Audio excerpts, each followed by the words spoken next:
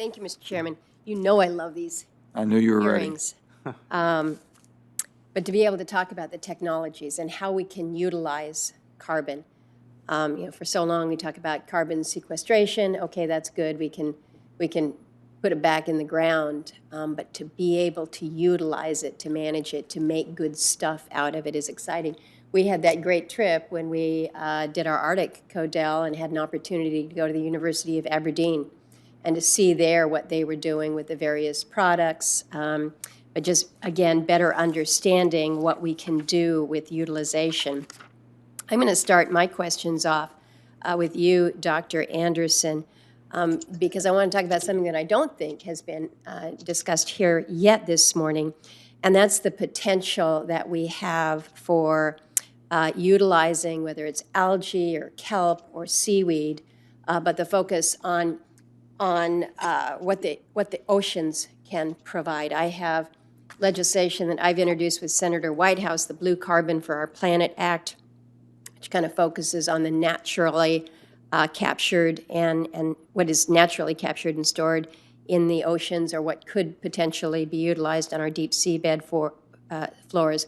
But more interesting to me is to be able to look at something like kelp, be able to use that as that carbon sink, if you will, still have a market for a pretty extraordinary product.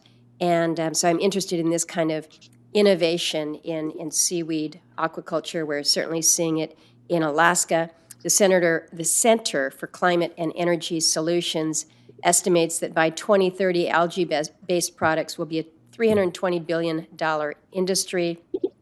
And one of the advantages that I understand is that it doesn't require high-purity carbon dioxide feedback. It can be processed, converted to different products, everything for food for livestock and aquaculture feed to food products, chemicals, et cetera. So the question to you this morning, Dr.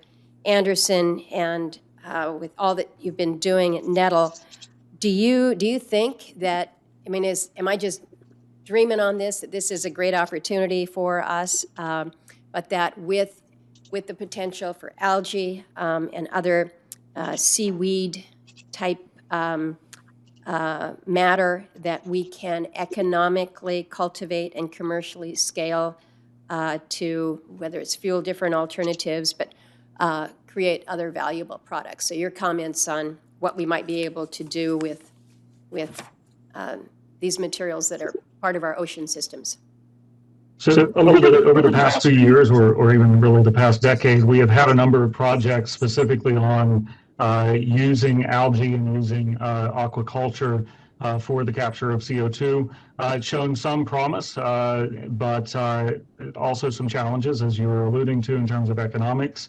The economics of capture and pushing the CO2 through the aqueous system, and the growth profiles of the algae. However, a project at the University of Kentucky had shown some significant progress on making higher value, it's not vitamins, but higher value additives for animal feeds out of the algae process, as opposed to moving it into a fuels sector. So there's still a considerable amount of work and work we're doing at NETL as well as NREL on using algae for CO2 capture. In addition, we have with NREL and ExxonMobil a three-pronged collaboration where the attempt is to use the algae and bioaquaculture based processes with Exxon's expertise in scale up.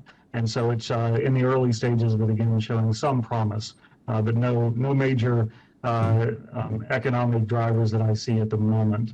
Okay, we'll keep working on it. We're working on our end as well.